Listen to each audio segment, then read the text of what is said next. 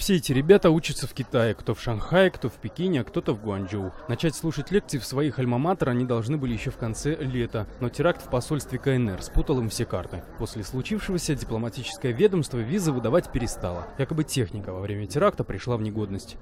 После взрыва необходимо оборудование, которое для работы консульского отдела было тоже чуть-чуть повреждено. 1,5 месяца студенты оббивали пороги МИДа и китайского посольства, но все без толку. Мольба о том, что их могут отчислить за непосещаемость, мало кого волновала. Не реагировал.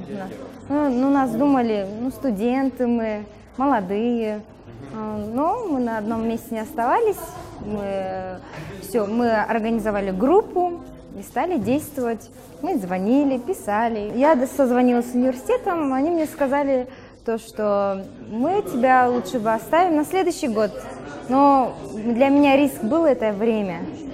Я не хотела 365 дней находиться здесь, просто ни туда и ни сюда, остаться ни с чем. Грантники наши, которые учатся за счет нашего государства, они столкнулись с такой проблемой, что они боялись потерять свои гранты, и университет ничего им не отвечал, потому что ему никто ничего не сообщал, самому университету, и люди просто не знали, что делать. Лишь когда началась шумиха в прессе, выяснилось, что местные дипломаты могут оперативно решать проблемы. МИД за пару дней договорился с китайским посольством, что прием необходимых документов возьмет на себя. Со вчерашнего дня в паспортно-визовом отделе не протолкнуться. На сегодняшний день посольство Китая, китайская сторона согласилась на базе нашего центра по приему документов принять документы этих граждан, то есть принять все необходимые документы для оформления визы.